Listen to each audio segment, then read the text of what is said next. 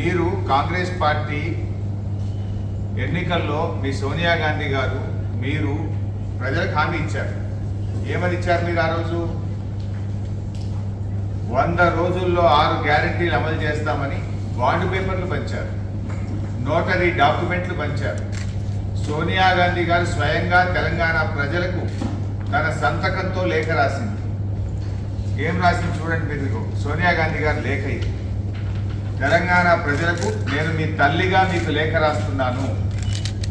అధికారంలోకి వచ్చిన 100 రోజుల్లో 6 గ్యారెంటీలు 13 హామీలు అమలు చేసే బాధ్యత నాది అని స్వయంగా సోనియా గాంధీ గారి లేఖ ఇది. తెలంగాణ ప్రజలకు రాసిన లేఖ.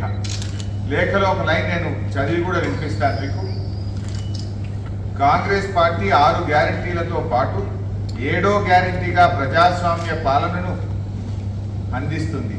అధికారంలోకి వచ్చిన 100 రోజుల్లో మా గ్యారెంటీలు అమలు చేస్తామని మీ తల్లిగా మాట ఇస్తున్నాను. మీ తల్లిగా మాట ఇస్తున్నాను. మరి ఏమైంది ఈ మాట? అధికారంలోకి వచ్చిన 100 రోజుల్లో 6 గ్యారెంటీలు అమలు చేస్తామన్నారు. 7వ గ్యారెంటీ కూడా ఇస్తున్నా అని చెప్పింది సోనియా గాంధీ. అది కూడా అమలు కాదు. 7వ గ్యారెంటీ ఏంటి? ప్రతిరోజు ముఖ్యమంత్రి గారు ప్రజల్ని కలుస్తాడు. కలిసిండా రేవంత్ రెడ్డి? ఇగో ఇది పత్రికల్లో మీరు ఇచ్చిన ఫుల్ పేజ్ యాడ్లు. ఒక్కొక్క పత్రికల్లో మీ పార్టీ ఫుల్ పేజ్ యాడ్లు ఇచ్చింది. ఎంత స్పష్టంగా రాసింది? 100 రోజుల్లో నెరవేరుతుంది ప్రతి గ్యారెంటీ. ఏమైంది మరి?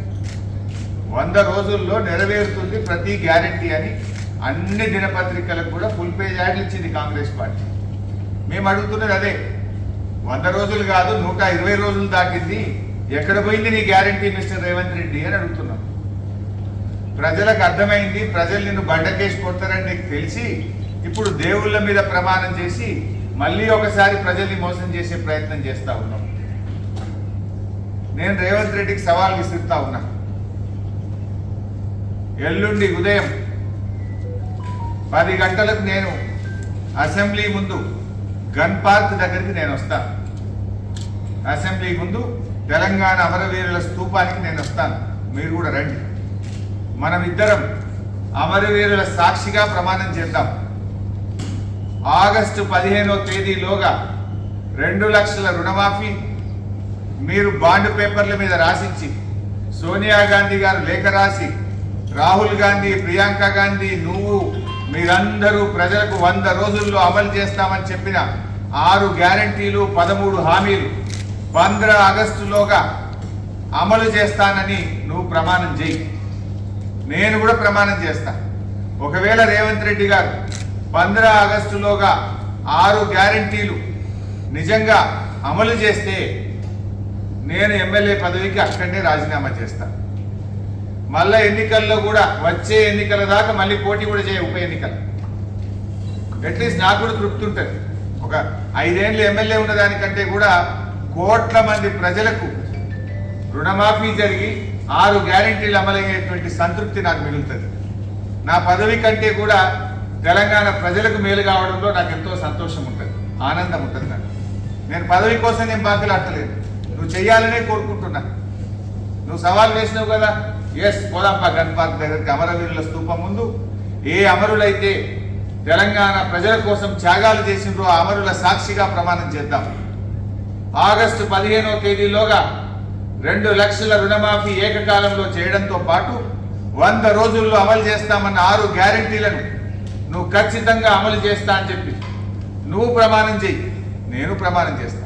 అమలు చేయకపోతే ముఖ్యమంత్రిగా మీరు రాజీనామా చేయండి.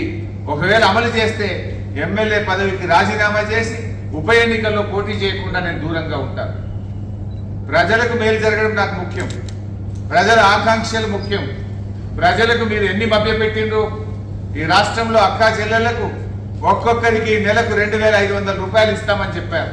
ఇప్పుడు 4 నెలలంటే ఈ రాష్ట్రంలోని ప్రతి మహిళకు 10,000 రూపాయలు కాంగ్రెస్ పార్టీ బాకీ పడ్డది.